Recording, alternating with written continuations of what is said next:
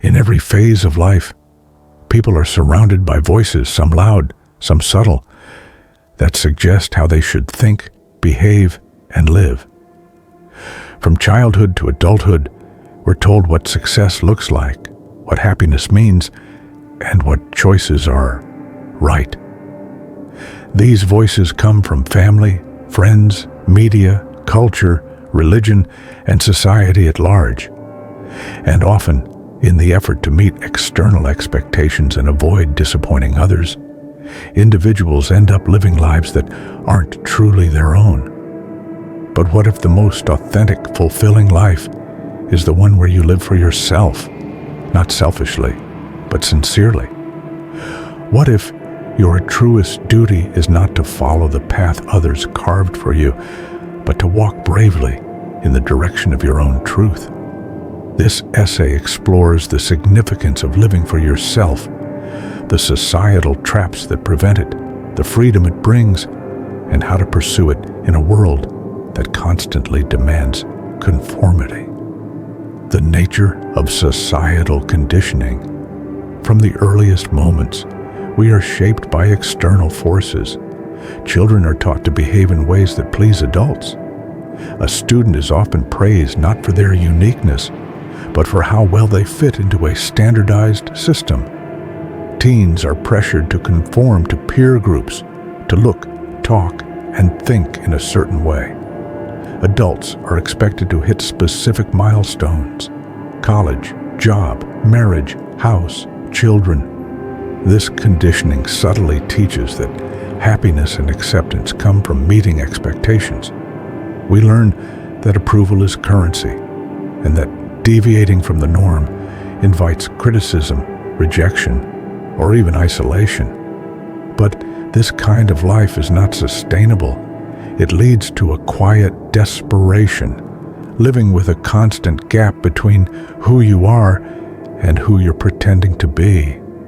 People wake up one day feeling trapped, empty, and wondering why they're unfulfilled despite doing everything right. This is where the idea of living for yourself begins to emerge as a revolutionary, yet profoundly necessary act. What it means to live for yourself. To live for yourself is to choose authenticity over approval, passion over pressure, purpose over people-pleasing. It means understanding your own values, beliefs, and desires, and then aligning your life accordingly. It's not about rejecting everyone else or living in isolation. It's about refusing to live a life that is not truly yours. Living for yourself means making choices based on your internal compass, not someone else's map. Valuing your time and energy and spending them on what truly matters to you.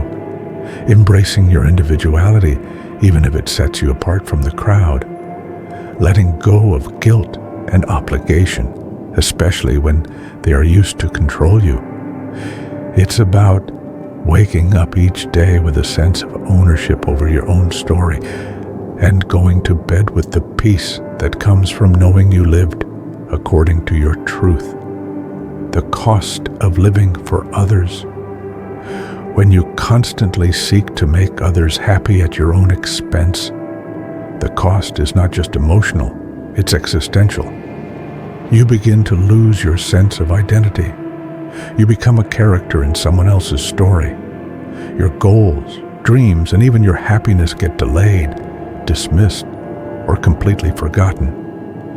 Consider the student who pursues a degree in medicine to please their parents, despite wanting to be an artist. Or the woman who stays in a toxic relationship because, what will people say if I leave? Or the man who works a high-paying job he hates just to maintain appearances. These choices may seem small in isolation, but over years, they compound. And the result is a life that looks good on paper, but feels hollow in the heart.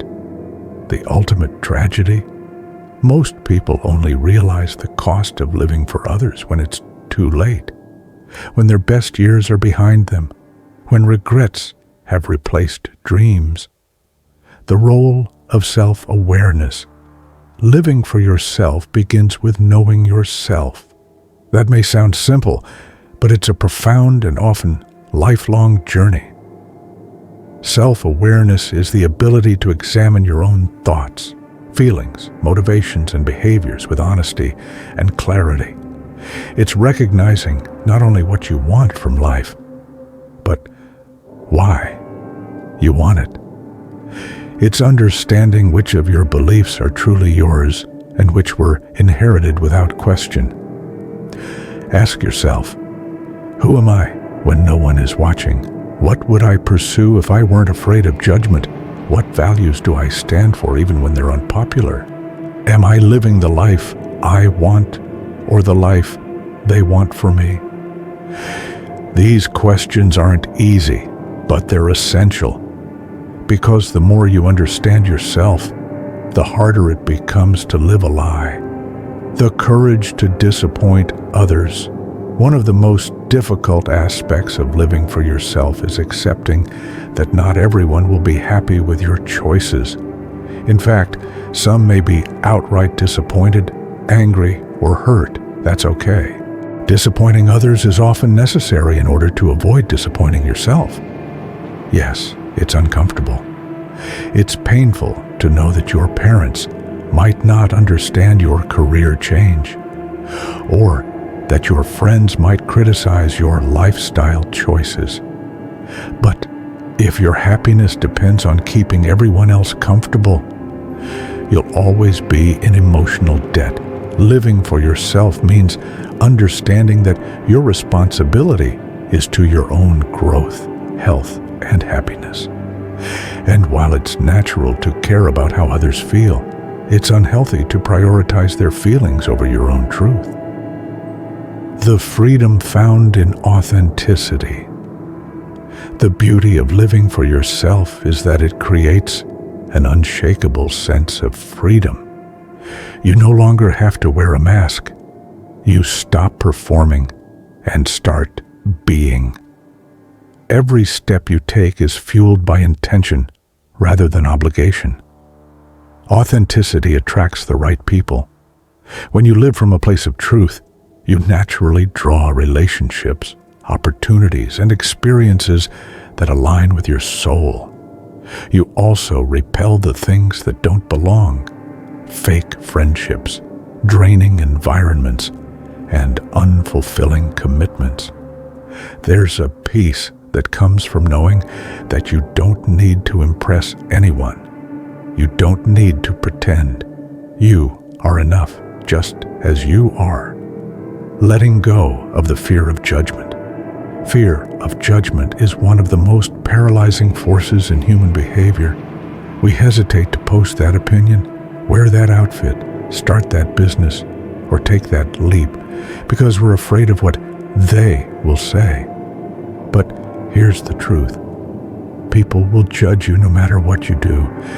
Whether you play it safe or take risks, someone will have an opinion. So why not live a life that you love? Letting go of that fear is liberating. It allows you to take ownership of your life and stop handing power over to people who aren't living it. The irony is that the people who judge you the most often don't even know you. They're projecting their own insecurities and their opinions. They usually fade as quickly as they formed. Reclaiming your voice and vision. Living for yourself is also about reclaiming your voice. Speaking up for what you believe in, even when it's hard. It's about reclaiming your vision, dreaming boldly, even when others doubt you. You are the only one who truly knows your heart's desires. No one else can define success, happiness, or purpose for you. That's your sacred responsibility. So, dream without asking for permission. Speak without diluting your truth. Create a life that feels good on the inside, even if it doesn't look perfect on the outside. Self-love and living for yourself. At its core, living for yourself is an act of radical self-love. It's saying, I matter. My voice matters. My dreams matter. It's choosing yourself, not because others don't matter, but because you finally realize you do. Self-love isn't narcissism. It's the foundation upon which you can truly love others. Because love given from a place of authenticity is the most powerful kind. When you live for yourself, you fill your own cup. And from that fullness, you can give to the world, not from obligation, but from genuine abundance. Conclusion: a life well lived. In the end, a life lived for others may bring temporary applause, but a life lived for yourself brings lasting peace. The goal isn't to live in defiance of others, it's to live in devotion to your truth. It's to walk your path with clarity and courage. It's to wake up each day excited about your life, not burdened by it. Living for yourself doesn't mean turning your back on people. It means showing up as your real self, so that the connections you make, the work you do, and the love you give all come from a place of truth. Your life is a masterpiece in progress. Don't hand the brush to someone else.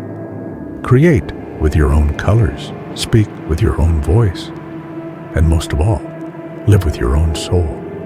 Because the most beautiful life you can live is the one that's truly, unapologetically yours.